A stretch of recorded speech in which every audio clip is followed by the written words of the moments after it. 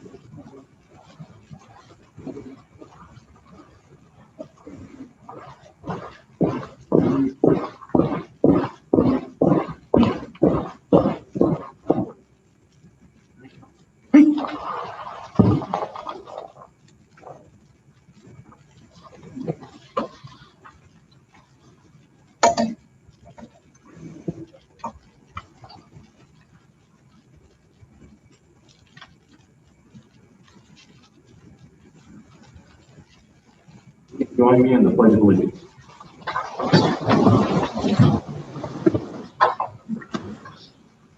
I pledge allegiance to the flag of the United States of America and to the republic for which it stands, one nation, under God, indivisible, with liberty and justice for all. Oh, yeah. Can't read. Hey. Oh, where?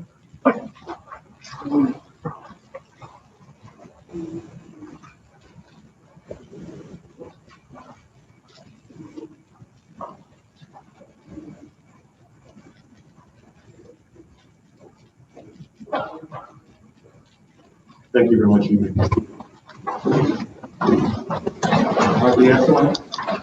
Appreciate you so much that you joined us this past weekend for the celebration of life of the FBI needs of lost their interest in the line of duty. And our honor guard, along with those of many other agencies, are there to recognize and celebrate the life of those agents. I think it's an awesome day. I'm so excited for the new promotees. We're going to start with recognizing them today first. And I'll say just a few words because I know everyone's excited to get pinned and to step into their roles and share that with their families. But I do want to just share two thoughts briefly. One is about change, and the second one is about leadership. So if you check Merriam-Webster's definition of change, it talks about the act, process, or result of changing. That was insightful, right? There's a lot you know there. But it gives three examples that I think are a little more insightful. One talks about alteration, change being an alteration. That alteration has to do with a small change that happens in our lives or in the way we do things, here the way we serve. The second one talks about transformation as an element of change. And that's a much deeper concept of change. We're looking at a wholesale revisiting of ideas, revisiting of our purpose, revisiting of how we police or how we supervise or how we command, to go through a transformation in our lives and in our ability to police. And then the third element has to do with substitution. And that's where you actually go full forward and just replace your previous ideas. And sometimes that's called for. Sometimes old ideas don't work in a new society, for new problems that we face and we encounter. And I think if anything's been proven over the last few decades is that we can assure ourselves we're going to see a lot more change. And what we've seen in the last 5 years or so, it's going to be much more rapidly. The change no longer an option. The changing isn't an option, it's a requirement. And Our community expects it. They expect us to evolve. They don't expect a monolithic police department. They don't expect us to do things the same way we have. Sometimes we get caught. Some of you might have caught yourselves after this. Don't worry, talking to a friend or others, I'll be the same old person I was before. I'll never change. Oh, I need you to change. I need you to be different. In fact, I was reading an article that's talking about when you fail to change, you're failing to grow. We wouldn't want that for anyone. We certainly wouldn't want that for our kids not to grow anymore. We wouldn't want that for our relationships. We wouldn't want that for almost any other part of our lives, that we stop growing in that area. And policing and supervision and leadership is definitely one of those areas that we don't want to stop. We don't want to stop growing. We want to continue to change, evolve, and adapt. That will secure your survival in these positions. Work in an environment with impermanence. Things are not permanent. The officers you'll supervise, the problems you'll face, our policies, technologies, all these things are always changing. They're constantly changing. And you must also. So prepare your minds, prepare your hearts. Don't catch yourself saying, "Oh, I'll never change. I'll be the same person I was last year, or last night, or whatever." That's the wrong idea. Wrong idea. The idea is that when I look through the list of all the great candidates we had through the promotional process, that I looked a lot for the ones who I thought could change the best, better than what they are already. I didn't think we had a list of experts. I don't think any promotional examination gives you a list of experts. It's going to give you a list of people who can handle this task, who's ready for the next step, who's ready to evolve. And that's what we all want to do. We all want to continue to evolve and change and grow into our new assignments. And then just a word about leadership. The root word there is lead. And I like that because it's a verb. It's an action. It's something you got to do. Sit in the office and answer the phone. Captain so-and-so, Sergeant, do you know who? That's not leadership. Gary Lister says it's the guide on a way, especially by going in advance. The front. The front. And it means that they're going someplace. They're not just doing the status quo. You're not taking your folks somewhere towards our vision, towards our mission. Then you got to question, are you really committed to leadership? There's a difference. And one of the definitions that or one of the quotes about leadership that I scanned through while preparing these remarks that talks about that. It tells us, one, leadership has nothing to do with seniority. You've been around the longest. You don't inherit leadership. You inherit it. It's about those actions that you're taking every day to look out for your people, to prepare your team, to forecast what's coming around the corner.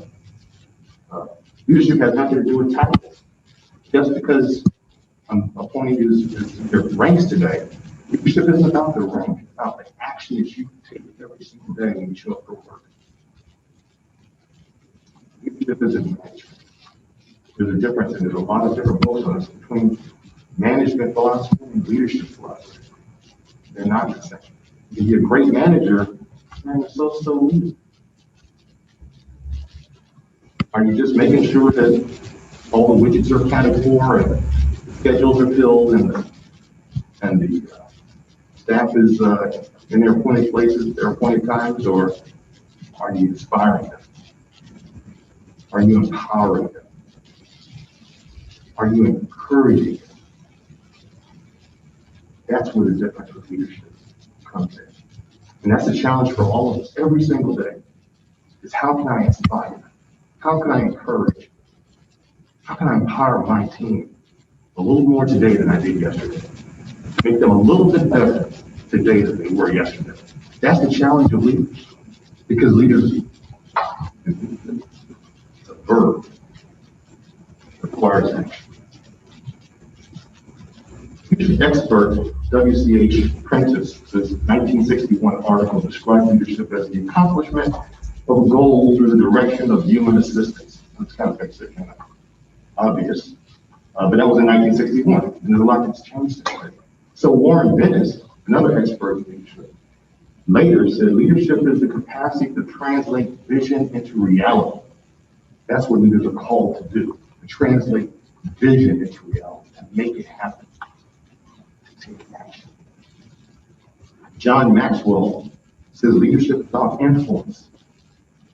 He drives home the point of being inspirational, encouraging those who work with you.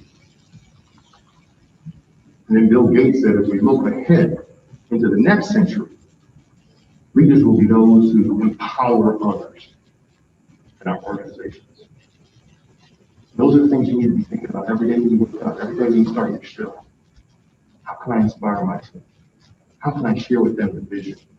How can I encourage them, empower them to be better today than they were yesterday? And how can I prepare them for tomorrow when we don't know what tomorrow will bring? That's the challenge of leadership. I say leadership encompasses a multifaceted cadre of skills or tools that the leader can draw on at the correct moment. Mark Twain said, to someone with only a hammer, everything looks like a nail. So important. That's why I say it's multifaceted. And all those leadership experts who had their own take on leadership, they're all right. Leadership is all of those things. And you and I, we have to master them and put them in our tool belt so they're available to us, because we don't know what the situation that we'll encounter tomorrow will be. But if we prepare today and hone our skills and practice, then we'll be in a better position to succeed tomorrow, whatever we face. This is where that journey begins.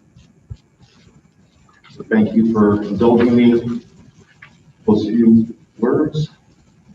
We'll jump right into loyalty. If I could have Vanessa Snow and Dr. Joyner.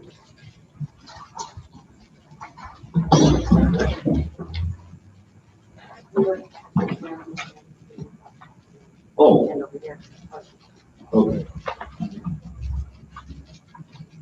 Yes, that was.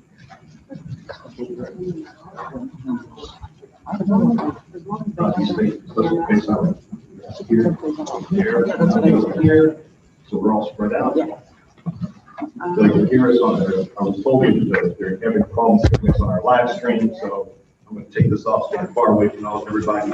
So folks who are viewing on the internet can hear what we're saying and not try to lip read. Ready? That's rehearsed. Who's raising right now? Repeat after me. And at the end of this statement there, you will insert your rank at the appropriate time. I do solemnly swear. I do solemnly swear. Or affirm that I will support. Or affirm that I will support. Protect and defend. Protect and defend. The Constitution and government of the United States. The Constitution and government of the United States. The state of Florida. The state of Florida. And the city of Boynton Beach. And the city of Boynton Beach. That I am duly qualified to hold office. That I'm duly qualified to hold office. Under the laws of the state of Florida. Under the laws of the state of Florida. The charter. The charter. And laws of the city of Boynton Beach. And laws of the city of Boynton Beach. And that I will well. And that I will well. And faithfully perform the duties. And faithfully perform the duties. Of state rank. Of deputy chief. Of the city upon which I am about to enter. Of the city upon which I am about to enter. So help me God. So help me God. Congratulations.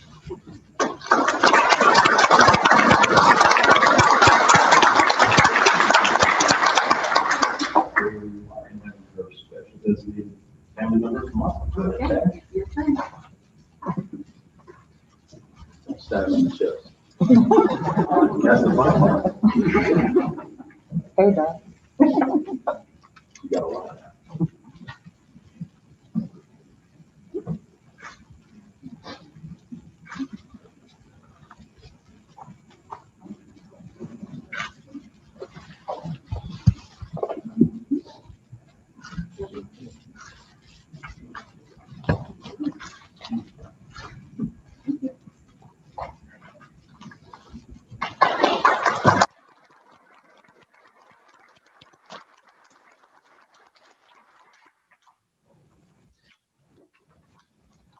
now we'll have the new committees read us the code of ethics.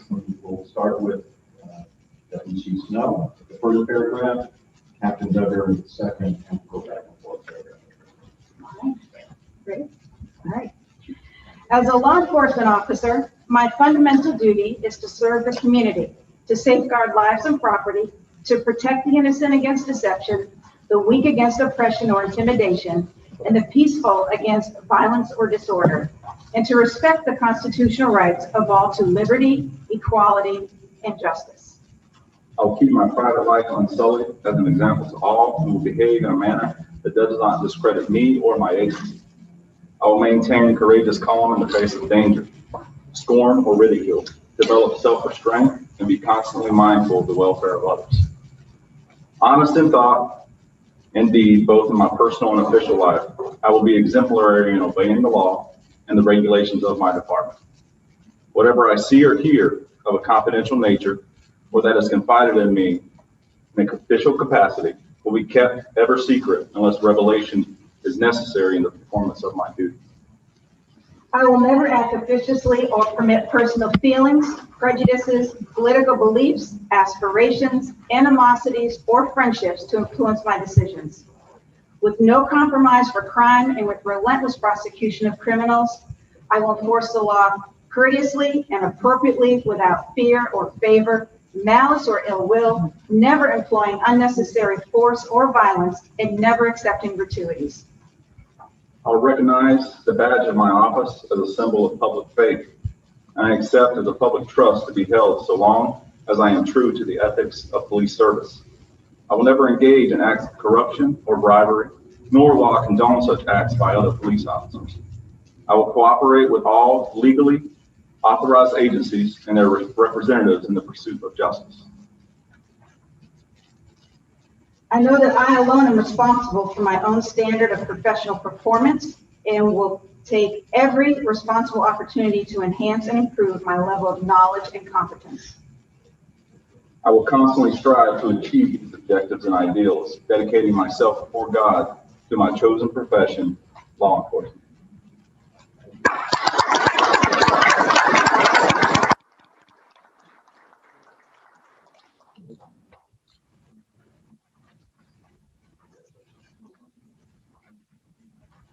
Kids are making me laugh. Yes. Well done. We'll now have the sergeants come up.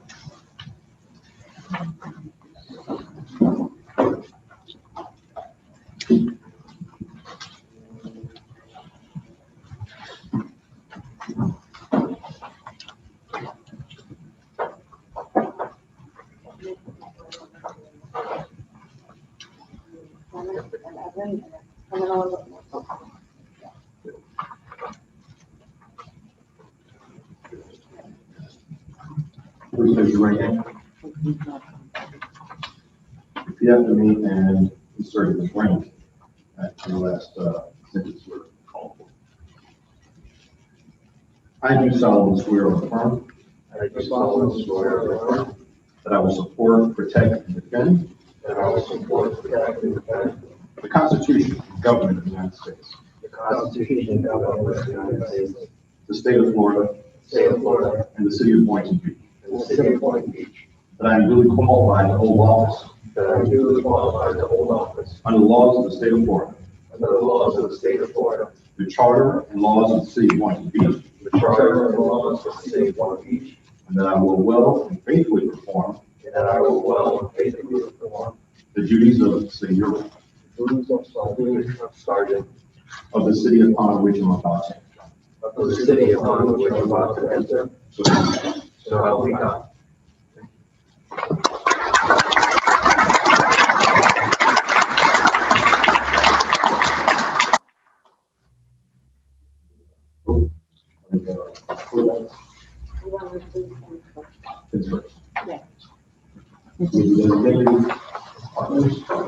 Come up and stand.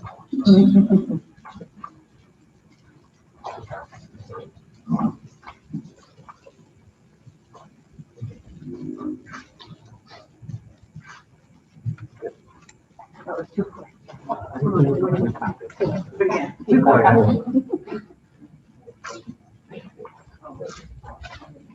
There you go.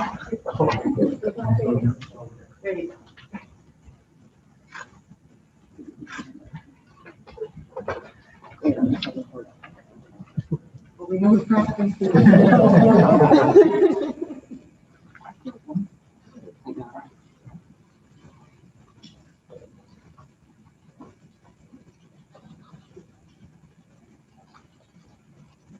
My daughter's done it for me a few times, and she's stabbed it every single time.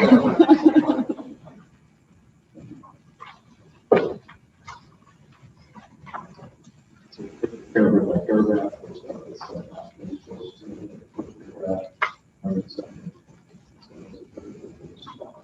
Round block. As a law enforcement officer, my fundamental duty is to serve the community, to safeguard lives and property, to protect the innocent against deception, the weak against oppression or intimidation, and the peaceful against violence or disorder, and to respect the constitutional rights of all to liberty, equality, and justice. I will keep my private life unsullied as an example to all and will behave in a manner that does not bring discredit to me or to my agency. I will maintain courageous calm in the face of danger, scorn, or ridicule, develop self-restraint, and be constantly mindful of the welfare of others. Honest in thought and deed, both in my personal and official life, I will be exemplary in obeying the law and the regulations of my department. Whatever I see or hear of a confidential nature or that is confided in me in my official capacity will be kept ever secret unless revelation is necessary in the performance of my duty. Will never act officiously or permit personal feelings, prejudices, political beliefs, aspirations, animosities, or friendships to influence my decisions. With no compromise for crime and with relentless prosecution of criminals, I will enforce the law courteously and appropriately, without fear or favor, malice or ill will, never employing unnecessary force or violence, and never accepting gratuities. I recognize the badge of my office as a symbol of public faith, and I accept it as a public trust to be held as long as I am true to the ethics of police service. I will never engage in acts of corruption or bribery, nor will I condone such acts by other police officers. I will cooperate with all legally authorized agencies and their representatives in the pursuit of justice. I know that I alone am responsible for my own standards of professional performance and will take every reasonable opportunity to enhance and improve my level of knowledge and competence. I will constantly strive to achieve these objectives and ideals, dedicating myself before God to my chosen profession, law enforcement.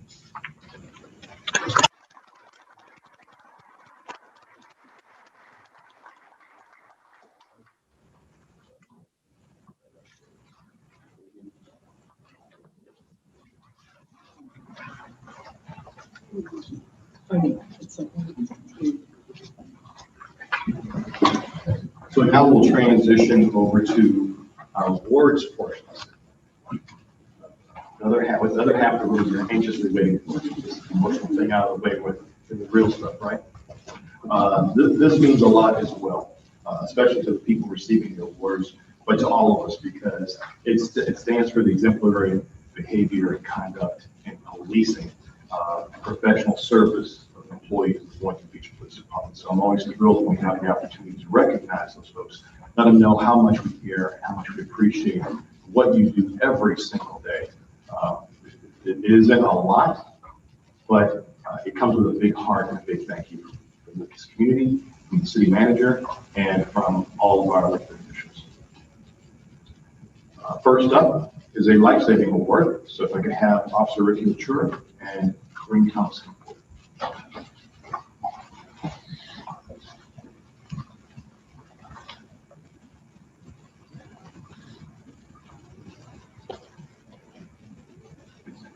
Or actually, one on this side. Oh, separate.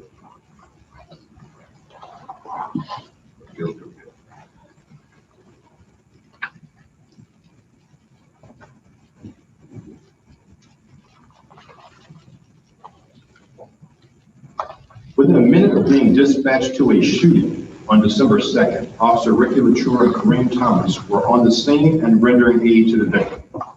They assessed his injuries and applied a tourniquet to the man's right arm. The tourniquet immediately stopped the bleeding.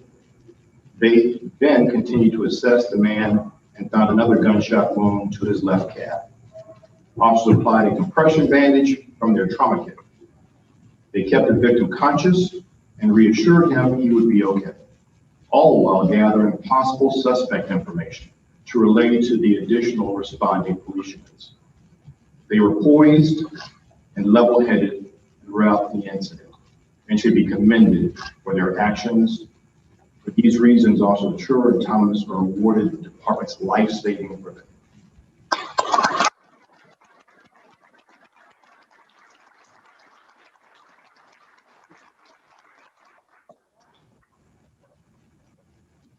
I'll do one at a time. Okay. Perfect.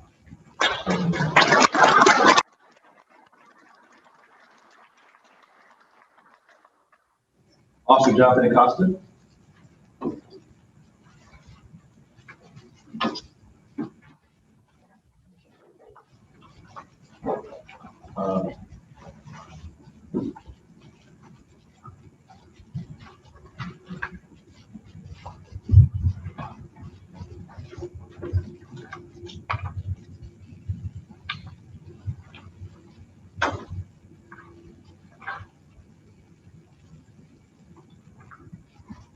So this will be a double header. Jerry Lucy stopped breathing the night of November 2nd. His motorcycle crashed into a silver Honda that turned in front of him at 100 West Woolbrain Road. Jerry was ejected from the motorcycle and landed about 20 feet away from him. Jerry was unconscious and barely breathing when Officer Jonathan Acosta arrived on the scene. Then his breathing stopped. That's when Officer Acosta began chest compressions to save the man's life. He was there for my brother's last breath and resuscitated him. Jerry's sister, Caitlin, wrote to us, "If it weren't for him and God, my brother wouldn't be here." Jerry, 36, is still recovering from his injuries, and although he is out of the woods, he has a long recovery road ahead. We're told that he is in good spirits and hopeful to be home with his wife and two girls very soon. We look forward to the day he is well enough to be reunited with Officer Acosta. For his heroic and life-saving actions, Officer Jonathan Acosta is awarded the department's life-saving ribbon.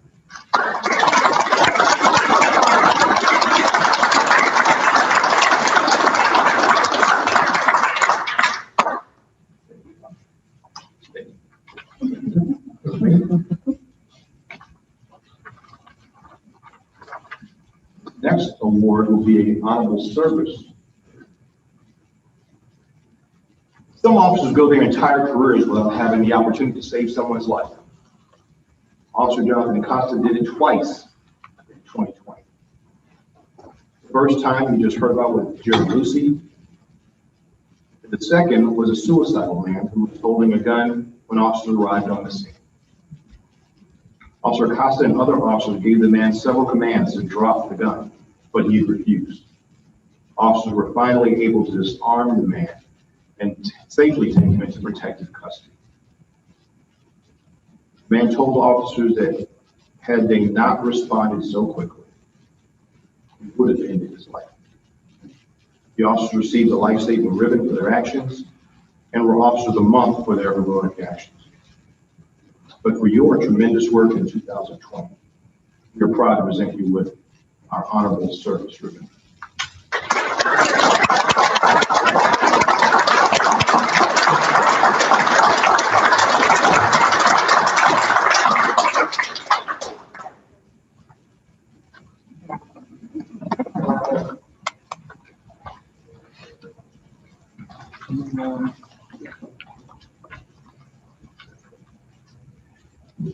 This will be an Exceptional Police Duty Award. It's for our professional staff member, Anthony Petriello. Unfortunately, he's not able to join us today. My understanding is he may very well be watching this live stream. In recognition of that, I'll go ahead and read his award in his absence. Community Service Officer Anthony Petriello is undoubtedly one of the busiest members of the professional staff in this agency. In addition to helping us make our red light camera program one of, if not the most successful in the state, that may not be good news to some of you, but to us it is. He has taken on assisting and coordinating the agency's license plate recognition program. He has also learned to operate and assist with requests involving the new camera system at our Sarah Sims Community Department. During all of this, he continues to assist officers with our tracks program, crash reports, and other departmental needs. He was instrumental in helping detectives recently with several major cases this year, to include retrieving video, surveillance footage, and license plate reader data in the middle of the night. Anthony's technical knowledge has helped our agency work smarter. That he's receiving this honor for the second time in 2 years speaks volumes about his work ethic. For serving our department in this community with professionalism, respect, integrity, dedication, and excellence. Anthony Petriello is our professional staff member of the year.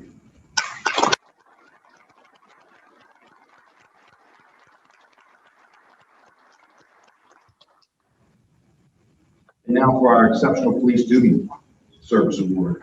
Please, Officer Cynthia Rivera, please come.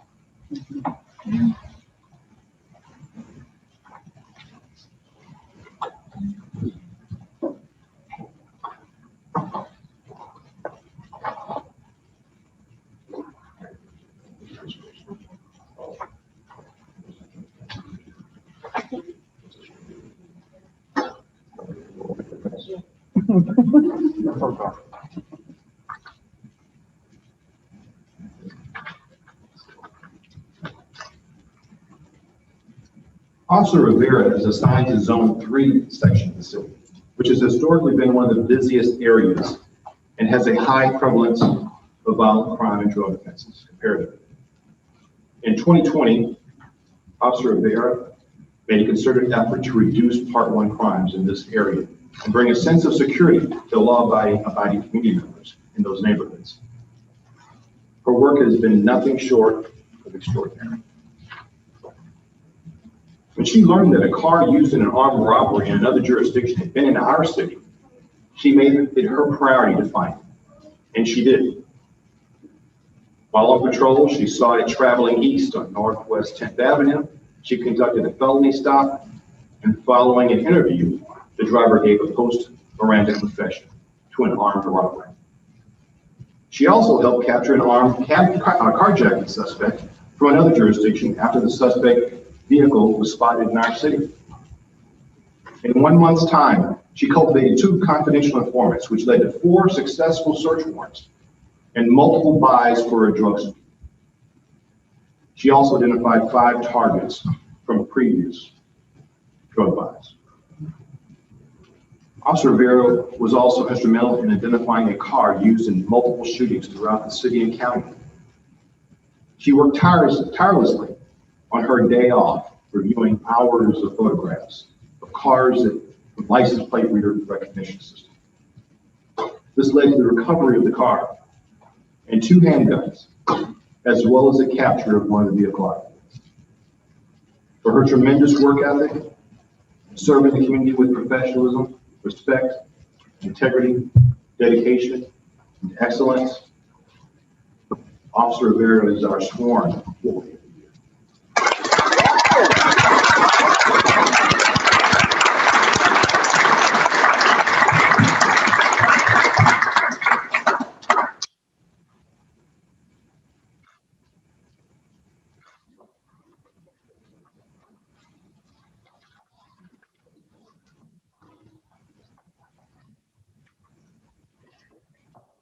She delivers a good baby too, right? Yes. She started a midwife train class here at the department. That'll be the next award. The secrets. So that concludes our awards for now. There'll be many more to come. But for today, that's it. I thank so much everyone taking the time out of their schedule to be here. But it would be robbery if I didn't give my boss, city manager, the opportunity to say a word or two, please. Word and share your thoughts.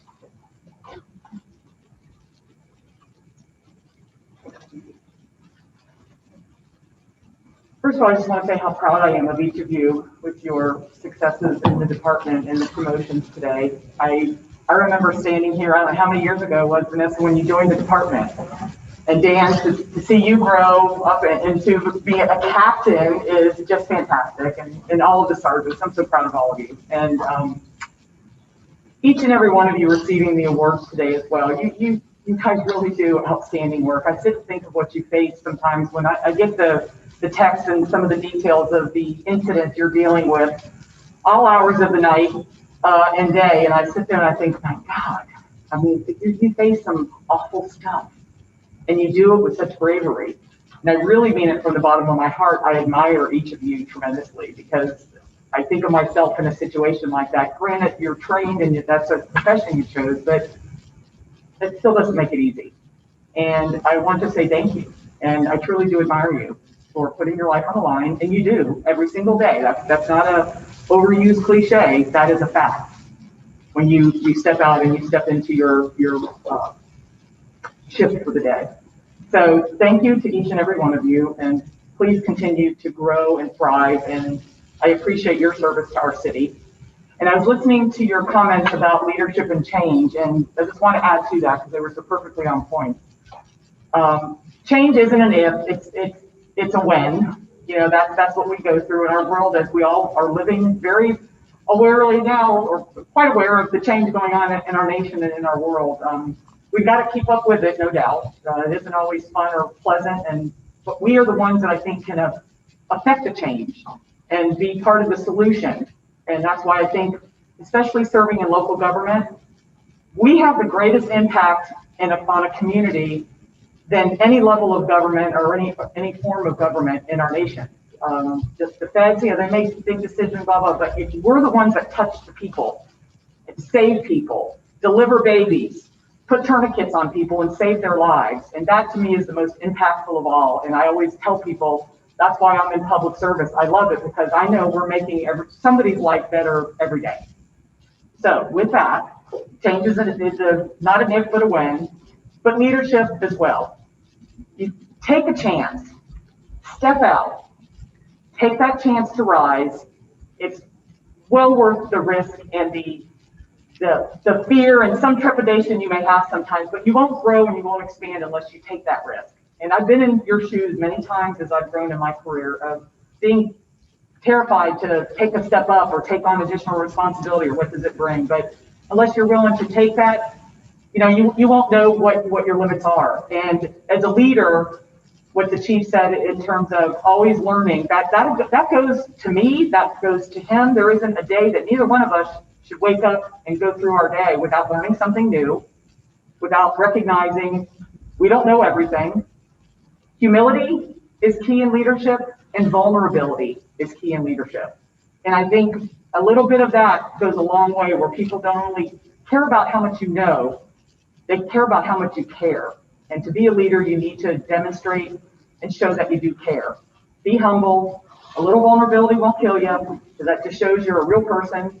I'm the first person to say, I don't have a clue about this, and reach out to my folks and staff that help me. Help me. And that's what you do. You surround yourself with competent, capable people and hold each other up. So I'll stop talking because I'm blah, blah, forever. I have no plan to talk, but I just wanted to share that with you. But genuinely from the heart, thank you so very much for everything you do.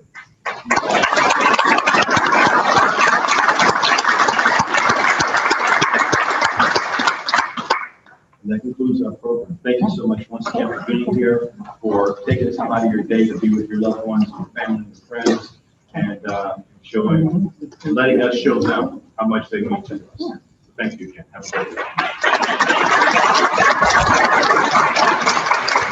If any of you would like to have a family photo taken, we have to do that.